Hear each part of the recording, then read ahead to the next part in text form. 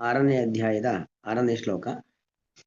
ಬಂಧುರಾತ್ಮ ಆತ್ಮನಸ್ತಸ್ಯ ಯೇನಾತ್ಮೈವಾತ್ಮನಾ ಜಿತಃ ಅನಾತ್ಮನಸ್ತು ಶತ್ರುತ್ವೇ ವರ್ತೇತಾತ್ಮೈವ ಶತ್ರುವತೋ. ಬಂಧು ಆತ್ಮ ಆತ್ಮನಃ ತಸ್ಯ ಯೇನ ಆತ್ಮ ಏವ ಆತ್ಮನಾ ಜಿತಃ ಅನಾತ್ಮನಃ ತು ಶತ್ರುತ್ವೇ ವರ್ತೇತ ಆತ್ಮ ಏವ ಶತ್ರುವತು. ಹಿಂದಿನ ಶ್ಲೋಕ 5ನೇ ಶ್ಲೋಕದಂತೆ ಈ ಶ್ಲೋಕದಲ್ಲೂ ಕೂಡ ಆತ್ಮ ಆತ್ಮ ಆತ್ಮ ಎಂಬುದಾಗಿ ಅನೇಕ ಆತ್ಮ ಶಬ್ದಗಳಿದ್ದಾವೆ. ಬಂಧುರಾತ್ಮ ಅಲ್ಲೊಂದು ಆತ್ಮ ಬರುತ್ತೆ. ಆತ್ಮನಃ ಮತ್ತೆ ಆತ್ಮ ಶಬ್ದದ ಷಷ್ಠಿ ವಿಭಕ್ತಿ. ಏನಾತ್ಮ ಮತ್ತೆ ಆತ್ಮ ಶಬ್ದದ ಪ್ರಥಮ ವಿಭಕ್ತಿ. ಆತ್ಮನ ಆತ್ಮ ಶಬ್ದದ ತೃತೀಯ ವಿಭಕ್ತಿ. ಅನಾತ್ಮನಃ ಮತ್ತೆ ಷಷ್ಠಿ ವಿಭಕ್ತಿ. ವರ್ತೇತಾತ್ಮೈವ ಮತ್ತೆ ಆತ್ಮ ಶಬ್ದ. ಅಲ್ಲಿ ಪ್ರಥಮ ವಿಭಕ್ತಿ ಏಕವಚನ. ಹೀಗೆ 6ನೇ ಶ್ಲೋಕದಲ್ಲಿ 6 ಬಾರಿ ಆತ್ಮ ಶಬ್ದವನ್ನು ಶ್ರೀಕೃಷ್ಣ ಪರಮಾತ್ಮ ಪ್ರಯೋಗವನ್ನು ಮಾಡ್ತಾ ಇದ್ದಾನೆ. ನಮಗೆ 5ನೇ ಶ್ಲೋಕ ಅರ್ಥ ಆಗಿದೆ ಅಂತ ಆದ್ರೆ ಇದು ಸುಲಭದಲ್ಲಿ ಅರ್ಥ ಆಗತ್ತೆ. ಅಲ್ಲಿ ಹಿಂದೆ ಹೇಳಿದ್ದೇನು? ಆತ್ಮೈವ ಖ್ಯಾತ್ಮನೋ ಬಂಧು ಆತ್ಮೈವ ರಿಪುರಾತ್ಮನಃ.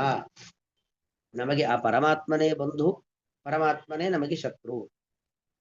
ಅದೇ ರೀತಿಯಲ್ಲಿ ನಿಯಂತ್ರಿತವಾದ ಮನಸ್ಸು ಅದು ನಮಗೆ ಬಂಧು, ಅನಿಯಂತ್ರಿತವಾದಂಥ ಮನಸ್ಸೇ ನಮಗೆ ಶತ್ರು. ಅಥವಾ ನಮಗೆ ನಾವೇ ಬಂಧು, ನಮಗೆ ನಾವೇ ಶತ್ರು. ಎಲ್ಲ ಅರ್ಥಗಳನ್ನು ಈಗಾಗಲೇ ನಾವು ಗಮನಿಸಿದ್ದೇವೆ. ಹಾಗೆ ತಸ್ಯ ಆತ್ಮನಃ ಬಂಧು ಆತ್ಮ ಮೊದಲನೇ ಪದ, ಮೊದಲನೇ ಒಂದು ಪಾದ. ತಸ್ಯ ಆತ್ಮನಃ ಬಂಧು ಆತ್ಮ. ತಸ್ಯ ಆತ್ಮನಃ, ತಸ್ಯ ಅಂದ್ರೆ ತಾದೃಶಸ್ಯ ಅಂತ ಅರ್ಥ. ಅಂತಹ ಆತ್ಮನಃ ಷಷ್ಠಿ ಭಕ್ತಿ ಏಕವಚನ. ಅಂತಹ ಆತ್ಮನಿಗೆ ಬಂಧು ಆತ್ಮ. ಅಂತಹ ಆತ್ಮನಿಗೆ ಬಂಧು ಆತ್ಮ. ಬಂಧು ಆತ್ಮ ಶಬ್ದಕ್ಕೆ ಅರ್ಥ ಏನು ಅಂತ ಹೇಳಿದ್ರೆ, ಅಂತಹ ಆತ್ಮ ಯಾರದು? ಅಂತಹ ಆತ್ಮ ಯಾರು ತನ್ನ ಮನಸ್ಸನ್ನ ನಿಯಂತ್ರಣದಲ್ಲಿ ಇಟ್ಟುಕೊಂಡಿದ್ದಾನೆ ಅಂತಹ ಆತ್ಮನಿಗೆ ಅಂತ ಅರ್ಥ. ತಸ್ಯ ಆತ್ಮನಃ, ಅಂತಹ ಆತ್ಮನಿಗೆ ಯಾರು ತನ್ನ ಮನಸ್ಸನ್ನ ನಿಯಂತ್ರಣದಲ್ಲಿ ಇಟ್ಟುಕೊಂಡಿದ್ದಾನೆ, ವಿಷಯ ಪದಾರ್ಥಗಳ ಕಡೆಗೆ ಮನಸ್ಸು ಹೋಗದಂತೆ, ಕಾಮಕ್ರೋಧಗಳಿಗೆ ಮನಸ್ಸು ಬಲಿಯಾಗದಂತೆ ಮನಸ್ಸನ್ನ ನಿಯಂತ್ರಣದಲ್ಲಿ ಇಟ್ಟುಕೊಂಡಿದ್ದಾನೆ. ತಸ್ಯ ಆತ್ಮನಃ, ಅಂತಹ ಆತ್ಮನಿಗೆ ಅಂದ್ರೆ ಭಗವಂತನ ಅನುಗ್ರಹವನ್ನ ಸಂಪಾದನೆ ಮಾಡಿರುವಂತಹ ಸಾಧಕ ಜೀವಿಗೆ ಆತ್ಮ ಏವ ಬಂಧು. ಆತ್ಮ ಬಂಧು. ಆತ್ಮ ಅಂದ್ರೆ ಪರಮಾತ್ಮ, ಆ ಪರಮಾತ್ಮ ಬಂಧು ಆಗ್ತಾನೆ. ಅಥವಾ ನಿಯಂತ್ರಿತವಾದ ಮನಸ್ಸನ್ನು ಹೊಂದಿರುವಂತಹ ಒಬ್ಬ ಸಾಧಕ ಜೀವಿಗೆ ಅವನ ಮನಸ್ಸೇ ಬಂಧುವಾಗುತ್ತದೆ. ಏನ ಆತ್ಮ ಏವ ಆತ್ಮನಾಜಿತಃ, ಯಾವ ಸಾಧಕ ಜೀವಿಯಿಂದಾಗಿ ಆತ್ಮ ಏವ ಆತ್ಮನಾಜಿತಃ, ಆತ್ಮನ ಏವ ಆತ್ಮಾಜಿತಃ, ಮುಳ್ಳನ್ನ ಮುಳ್ಳಿನಿಂದ ತೆಗೆಯುವಂತೆ ಆತ್ಮನ ಆತ್ಮ ಏವ ಜಿತಃ, ಆತ್ಮನಿಂದ ಆತ್ಮನನ್ನ ಗೆಲ್ಲುವಂಥದ್ದು. ಅದರ ಅರ್ಥ ಏನು? ಆತ್ಮನಿಂದ ಆತ್ಮನನ್ನ ಗೆಲ್ಲುವುದು ಅಂತ ಹೇಳಿದ್ರೆ ಪರಮಾತ್ಮನ ಅನುಗ್ರಹದಿಂದಾಗಿ ನಮ್ಮ ಮನಸ್ಸನ್ನ ನಿಯಂತ್ರಣಕ್ಕೆ ತಂದುಕೊಳ್ಳುವಂಥದ್ದು. ಅಥವಾ ಆತ್ಮಶಬ್ದಕ್ಕೆ ಮನೋನಿಯಾಮಕರಾಗಿರ್ತಕ್ಕಂಥ ರುದ್ರದೇವರು, ಆ ಮನೋನಿಯಾಮಕರಾಗಿರ್ತಕ್ಕಂಥ ರುದ್ರದೇವರ ಅನುಗ್ರಹದಿಂದಾಗಿ ಮನಸ್ಸನ್ನ ನಿಯಂತ್ರಣದಲ್ಲಿ ಇಟ್ಟುಕೊಳ್ಳುವಂಥದ್ದು. ಹಾಗಾಗಿ ಆತ್ಮನ, ದೇವರ ಅನುಗ್ರಹ, ದೇವಿಯ ಅನುಗ್ರಹ, ರುದ್ರದೇವರ ಅನುಗ್ರಹ, ಹೀಗೆ ಎಲ್ಲ ದೇವತಾ ವರ್ಗದ ಒಂದು ಅನುಗ್ರಹದಿಂದಾಗಿ ನಮ್ಮ ಮನಸ್ಸಿನ ಒಂದು ನಿಯಂತ್ರಣದಿಂದಾಗಿ ಆತ್ಮ ಏವ ಜಿತಃ, ಮನೋನಿಯಂತ್ರಣವನ್ನು ಮಾಡುವ ಮೂಲಕವಾಗಿ ನಮ್ಮ ದೇಹವನ್ನ ಒಂದು ಒಳ್ಳೆಯ ಮಾರ್ಗದಲ್ಲಿ ಇಟ್ಟುಕೊಳ್ಳುವಂಥದ್ದು, ನಮ್ಮ ಬುದ್ಧಿಯನ್ನ, ನಮ್ಮ ಮನಸ್ಸನ್ನ ಒಂದು ಒಳ್ಳೆಯ ಮಾರ್ಗದಲ್ಲಿ ಇಟ್ಟುಕೊಳ್ಳುವಂಥದ್ದು. ಆತ್ಮನ ಆತ್ಮ ಏವ ಜಿತಃ, ಪರಮಾತ್ಮನಿಂದಾಗಿ ಆ ಮನಸ್ಸನ್ನ ಯಾರು ಗೆದ್ದಿದ್ದಾನೋ ಅವನಿಗೆ ಆತ್ಮ ಬಂಧು. ಪರಮಾತ್ಮ ಅಂದ್ರೆ ಆ ಮನಸ್ಸು, ನಿಯಂತ್ರಿತವಾದಂಥ ಮನಸ್ಸು ಬಂಧುವಾಗುತ್ತದೆ. ಅನಾತ್ಮನಸ್ತು ಅದೇ ತಸ್ಯ ಅನಾತ್ಮನಃ. ತಸ್ಯ ಅಂತ ಹಿಂದಿದೆ, ಇಲ್ಲಿ ಇಟ್ಕೊಳ್ಬೇಕು. ತಸ್ಯ ಅನಾತ್ಮನಃ ಅಂದ್ರೆ ಯಾರು ಭಗವಂತನನ್ನ ಧಿಕ್ಕರಿಸಿ ನಾನೇ ದೇವರು ಎಂಬತಕ್ಕಂಥ ಭಾವನೆಯನ್ನು ಹೊಂದಿದ್ದಾನೆ, ಹಾಗೂ ತನ್ನ ಮನಸ್ಸನ್ನ ನಿಯಂತ್ರಣದಲ್ಲಿ ಇಟ್ಟುಕೊಂಡಿಲ್ಲ. ಯಾಕಂದ್ರೆ ನಾನೇ ಸುಪ್ರೀಂ ಅಂತ ಆದಾಗ ನಾನು ಯಾರಿಗೂ ನಾನು ತಗ್ಗಿ ಬಗ್ಗೆ ನಡಿಬೇಕಾಗಿಲ್ಲ, ಯಾರಿಗೂ ನಾನು ವಿನಯವನ್ನು ತೋರಿಸ್ಬೇಕಾದಂತ ಅಗತ್ಯ ಇಲ್ಲ. ಯಾಕೆ ನಾನೇ ಸುಪ್ರೀಂ.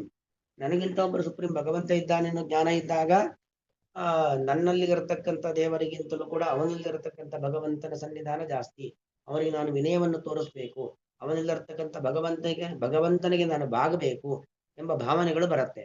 ಯಾವಾಗ ನಾನೇ ದೇವರು, ದೇವರೇ ಇಲ್ಲ ಅಂತಕ್ಕಂಥ ಭಾವನೆ ಬರುತ್ತೋ ಆಗ ಯಾರಿಗೂ ಬಗ್ಬೇಕು, ಯಾರ ಜೊತೆಗೂ ನಾನೊಂದು ವಿನಯದ ವರ್ತನೆಯನ್ನು ಮಾಡಬೇಕು ಅನ್ನೋ ಭಾವನೆಯೇ ಹುಟ್ಟೋದಿಲ್ಲ. ಹಾಗಾಗಿ ತಸ್ಯ ಅನಾತ್ಮನಃ, ದೇವರ ಅನುಗ್ರಹವನ್ನ ಸಂಪಾದನೆ ಮಾಡದೇ ಇರತಕ್ಕಂತಹ, ಭಗವಂತನಲ್ಲಿ ಭಕ್ತಿಯನ್ನ ಮಾಡದೇ ಇರತಕ್ಕಂತಹ ಅಂತಹ ಅನಾತ್ಮನಿಗೆ, ಅನಾತ್ಮ ಶಬ್ದಕ್ಕೆ ಭಗವಂತನ ಭಕ್ತನಲ್ಲದವನಿಗೆ ಅಥವಾ ಮನಸ್ಸನ್ನ ನಿಯಂತ್ರಣದಲ್ಲಿ ಇಟ್ಟುಕೊಳ್ಳದಂತವನಿಗೆ, ದೇವರನ್ನ ಮರೆತಂತ ವ್ಯಕ್ತಿನಿಗೆ ಆತ್ಮ ಏವ ಶತ್ರುತ್ವೇ ಆತ್ಮ ಏವ ಶತ್ರುವತು ವರ್ತೇತ. ಶತ್ರುತ್ವೇ, ಶತ್ರುತ್ವದ ವಿಚಾರ ಅಂದ್ರೆ ಹಗೆತನ, ನಮಗೆ ಏನೋ ಒಂದು ರೀತಿಯಲ್ಲಿ ಹಗೆತನ, ತೊಂದರೆ ಕೊಡಬೇಕು ಅನ್ನೋ ವಿಚಾರದಲ್ಲಿ ಆತ್ಮ ಏವ ಶತ್ರುತ್ವೇ ವರ್ತೇತ. ಶತ್ರುವತು, ಶತ್ರುತ್ವ ಶತ್ರುತ್ವದ ವಿಚಾರದಲ್ಲಿ ನಮಗೆ ತೊಂದರೆ ಮಾಡಬೇಕು ಅನ್ನೋದು ಶತ್ರುತ್ವದ ವಿಚಾರ. ಆ ಶತ್ರುತ್ವದ ವಿಚಾರ ಬಂದಾಗ ಆತ್ಮ ಏವ ಶತ್ರುವತು ವರ್ತೇತ. ಆ ಆತ್ಮ ಪರಮಾತ್ಮನೇ ನಮಗೆ ಶತ್ರುವಾಗ್ತಾನೆ. ಯಾಕಂದ್ರೆ ಭಗವಂತನಿಗೆ ಯಾರೂ ಮಿತ್ರರಿಲ್ಲ, ಯಾರೂ ಶತ್ರುರಿಲ್ಲ. ನಾವು ಯಾವ ರೀತಿಯಲ್ಲಿ ಇರ್ತೀವೋ ಅದಕ್ಕನುಗುಣವಾಗಿ ದೇವರು ನಮಗೆ ಅನುಗ್ರಹ ಮಾಡ್ತಾನೆ, ಅದಕ್ಕನುಗುಣವಾಗಿ ನಾವು ಅನುಗ್ರಹವನ್ನು ಮಾಡ್ತಾನೆ. ಹಾಗಾಗಿ ನಾವು ಯಾವಾಗ ದೇವರನ್ನ ಮರೆತು ನಾವೇ ದೇವರು ಅನ್ನೋ ಭಾವನೆಯನ್ನು ಹೊತ್ತು ಅಹಂಕಾರ, ವಿಪರೀತವಾದ ಅಹಂಕಾರವನ್ನು ನಾವು ಇಟ್ಕೊಂಡ್ಬಿಡ್ತೀವೋ ಆಗ ಆತ್ಮ ಏವ, ಆ ಪರಮಾತ್ಮನೇ ನಮಗೆ ಶತ್ರುವಾಗ್ತಾನೆ. ಆ ಮನೋನಿಯಾಮಕರಾಗಿರ್ತಕ್ಕಂಥ ರುದ್ರದೇವರೇ ನಮಗೆ ಶತ್ರುವಂತೆ ಇದ್ದು ನಮ್ಮ ಸಂಹಾರಕ್ಕೆ ಕಾರಣರಾಗ್ತಾರೆ. ನಮ್ಮ ಮನಸ್ಸೇ, ನಮ್ದೇ ಮನಸ್ಸು ನಮಗೆ ಪ್ರತಿಬಂಧಕವಾಗಿ, ನಮಗೆ ಬೇಡದ ಆಲೋಚನೆಯನ್ನು ಹುಟ್ಟಿಸಿ ನಮ್ಮನ್ನ ಹಳ್ಳಕ್ಕೆ ತಳ್ಳುವಂತದ್ದಾಗತ್ತೆ. ಹೀಗೆ ಆತ್ಮ ಏವ, ನಮ್ಮ ಮನಸ್ಸೇ ನಮಗೆ ಶತ್ರುವಾಗುತ್ತದೆ. ಯಾವಾಗ ಮನಸ್ಸಿಗೆ ಸರಿಯಾದ ನಾವು ಚಿಕಿತ್ಸೆಯನ್ನ ಕೊಟ್ಟಿಲ್ಲ, ಮನಸ್ಸಿಗೆ ಬೇಕಾದಂತ ತರಬೇತಿಯನ್ನು ಕೊಟ್ಟಿಲ್ಲ, ಮನೋನಿಯಂತ್ರಣವನ್ನ ಮಾಡಿಕೊಂಡಿಲ್ಲ, ಹಾಗೇನಾಗುತ್ತೆ, ನಮ್ಮ ಮನಸ್ಸೇ ನಮಗೆ ಶತ್ರುವಾಗುತ್ತದೆ. ಅಲ್ಲಿಗೆ ಆ ಭಗವಂತನ ಅನುಗ್ರಹ, ಭಗವಂತ ನಮಗೆ ಬಂಧು, ಭಗವಂತನೇ ನಮಗೆ ಶತ್ರು. ಅದೇ ರೀತಿಯಲ್ಲಿ ಮನೋನಿಯಾಮಕರಾಗಿರ್ತಕ್ಕಂಥ ರುದ್ರದೇವರು, ಅವರೇ ನಮಗೆ ಬಂಧು, ಆ ರುದ್ರದೇವರೇ ನಮಗೆ ಶತ್ರು. ನಮ್ಮ ಮನಸ್ಸೇ ನಮಗೆ ಬಂಧು, ನಮ್ಮ ಮನಸ್ಸೇ ನಮಗೆ ಶತ್ರು. ಇದೆಲ್ಲ ಇರೋದೇ ಅಲ್ಲಿ ನಮ್ಮಲ್ಲಿ. ಹಾಗಾಗಿ ನಮಗೆ ನಾವೇ ಬಂಧು, ನಮಗೆ ನಾವೇ ಶತ್ರು ಎಂಬುವಂಥದ್ದು ಈ ಶ್ಲೋಕದ ಒಟ್ಟು ಅಭಿಪ್ರಾಯ. ಅನ್ವಯ ಅರ್ಥ ನೋಡ್ಕೊಳ್ಳಿ. ತಸ್ಯ ಆತ್ಮನಃ, ಅಂತಹ ಸಾಧಕ ಜೀವಿಗೆ, ತಸ್ಯ ಆತ್ಮನಃ, ಅನಾತ್ಮನಸ್ತಸ್ಯ ಅಂತ ಬಿಡಿಸ್ಕೊಂಡಾಗ ತಸ್ಯ ಆತ್ಮನಃ, ಅಂತ ಒಬ್ಬ ಸಾಧಕ ಜೀವಿಗೆ ಆತ್ಮ ಬಂಧು. ಆತ್ಮ ಅಂದ್ರೆ ಪರಮಾತ್ಮ, ಅಥವಾ ಆತ್ಮ ಅಂದ್ರೆ ರುದ್ರದೇವರು, ಆತ್ಮ ಅಂದ್ರೆ ಮನಸ್ಸು, ಆತ್ಮ ಅಂದ್ರೆ ಅವನೇ, ತನಗೆ ತಾನೇ ಬಂಧುವಾಗಿರುತ್ತಾನೆ. ಯಾರಿಗೆ ಯಾರು ಬಂಧು ಅಂತ ಹೇಳಿದ್ರೆ, ಏನ ಆತ್ಮನ, ಯಾವ ಪರಮಾತ್ಮನ ಅನುಗ್ರಹದಿಂದಾಗಿ ಆತ್ಮ ಏವ ಜಿತಃ, ಮನಸ್ಸು ನಿಯಂತ್ರಿಸಲ್ಪಟ್ಟಿದೆಯೋ, ಅಥವಾ ಏನ ಆತ್ಮನ, ಯಾವ ರುದ್ರದೇವರ ಅನುಗ್ರಹ, ಮನೋನಿಯಾಮಕರಾದ ರುದ್ರದೇವರಿಂದಾಗಿ ಆತ್ಮ ಏವ ಜಿತಃ, ಮನಸ್ಸು ನಿಯಂತ್ರಿಸಲ್ಪಟ್ಟಿದೆಯೋ ಅಂತವನಿಗೆ ಮಾತ್ರ. ಅಂದ್ರೆ ಭಗವಂತ ಬಂಧು, ರುದ್ರದೇವರು ಬಂಧು ಅಂತ ಹೇಳಿದ್ರೆ ಯಾರಿಗೆ ಬಂಧು ಅಂತ ಹೇಳಿದ್ರೆ, ಆತ್ಮ ಏವ ಜಿತಃ, ದೇವರ ಅನುಗ್ರಹದಿಂದಾಗಿ ಮನಸ್ಸನ್ನ ಯಾರು ನಿಯಂತ್ರಣದಲ್ಲಿ ಇಟ್ಕೊಂಡಿರ್ತಾರೋ, ಕಂಟ್ರೋಲ್ ಇಟ್ಕೊಂಡಿರ್ತಾರೋ ಅಂತವರಿಗೆ ಮಾತ್ರ ಭಗವಂತ ಬಂಧುವಾಗಿರ್ತಾನೆ. ಅನಾತ್ಮನಃ ತಸ್ಯ ಅದರ ಅರ್ಥ ಏನು, ದೇವರಿಲ್ಲ ನಾನೇ ದೇವರು ಎಂಬ ಭಾವನೆಯನ್ನು ಹೊತ್ತಿರ್ತಕ್ಕಂತಹ ಅಂತಹ ವ್ಯಕ್ತಿಗೆ, ಅಥವಾ ಮನೋನಿಯಂತ್ರಣವನ್ನ ಸಂಪಾದನೆ ಮಾಡದೇ ಇರತಕ್ಕಂಥ ವ್ಯಕ್ತಿಗೆ, ಅನಾತ್ಮನಹತು ಅಂತ ವ್ಯಕ್ತಿಗಾದರೂ ಶತ್ರುತ್ವದ ವಿಚಾರದಲ್ಲಿ, ಅಂದ್ರೆ ನಮಗೆ ಯಾರು ಶತ್ರು ಎಂಬ ವಿಚಾರವನ್ನ ಮಾಡ್ತಾ ಕೂತ್ರೆ ಶತ್ರುತ್ವದ ವಿಚಾರದಲ್ಲಿ ಆತ್ಮ ಏವ, ಸಾಕ್ಷಾತ್ ಆ ಪರಮಾತ್ಮನೇ, ಸಾಕ್ಷಾತ್ ಮನೋನಿಯಾಮಕರಾಗಿರುವಂತ ರುದ್ರದೇವರೇ ಅಥವಾ ಆತ್ಮ ಇವ ನಮ್ಮ ಮನಸ್ಸೇ ಶತ್ರುವತು ವರ್ತೇತ. ಶತ್ರುವತು ಅಂದ್ರೆ ಶತ್ರುವಿನಂತೆ ಇದ್ದಾನು ಅಥವಾ ಇರುತ್ತಾನೆ. ವರ್ತೇತ, ವರ್ತೇಯಾತ, ವರ್ತೇರನ್ನ, ಆತ್ಮನೇ ಪದ ಪ್ರಯೋಗ. ನಮ್ಮ ಮನಸ್ಸೇ ನಮಗೆ ಶತ್ರುವಾಗುತ್ತದೆ, ಅದಕ್ಕೆ ಆತ್ಮನೇ ಪದ ಪ್ರಯೋಗ. ನಾವು ಬೇರೆಯವರಲ್ಲ, ನಾವೇ ನಮಗೆ ಶತ್ರು, ನಮ್ಮ ಮನಸ್ಸೇ ನಮಗೆ ಶತ್ರು. ನಮ್ಮ ಒಳಗಿರತಕ್ಕಂಥ ಭಗವಂತನೇ ನಮಗೆ ಶತ್ರುವಾಗಿ ಬಿಡುತ್ತಾನೆ.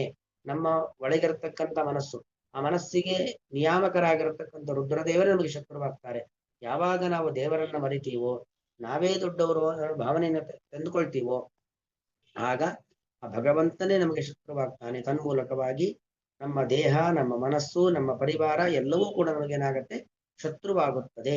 ಅಲ್ಲಿಗೆ ನಾವು ಎಲ್ಲರನ್ನೂ ಮಿತ್ರರನ್ನಾಗಿ ಮಾಡಿಕೊಳ್ಳುವುದು, ಎಲ್ಲರನ್ನೂ ಶತ್ರುಗಳನ್ನಾಗಿ ಮಾಡಿಕೊಳ್ಳುವಂಥದ್ದು, ನಮಗೆ ನಾವು ಬಂಧುವಾಗುವಂಥದ್ದು, ನಮಗೆ ನಾವು ಶತ್ರುವಾಗುವಂಥದ್ದು, ಇದು ಯಾರ್ದೋ ಕೈಲಿರ್ತಕ್ಕಂಥ ವಿಚಾರವಲ್ಲ. ನಮ್ಮದೇ ಆಲೋಚನೆ, ನಮ್ಮದೇ ಪ್ರಯತ್ನದಿಂದ ನಮಗೆ ಬರುವಂತ ಒಂದು ದೊಡ್ಡ ಸಂಪನ್ಮೂಲ. ನಮಗೆ ನಾವು ಬಂಧು ಆಗಬೇಕು ಹೊರತು ನಮಗೆ ನಾವು ಶತ್ರು ಆಗಬಾರದು ಎಂಬ ಒಂದು ಕಾಳಜಿಯಿಂದ ಶ್ರೀಕೃಷ್ಣ ಪರಮಾತ್ಮ ಈ ಮಾತನ್ನು ಹೇಳ್ತಾ ಇದ್ದಾನೆ.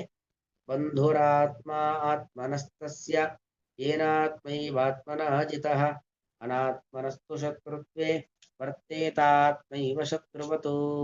ಶ್ರೀಕೃಷ್ಣಾರ್ಪಣಮಸ್ತು.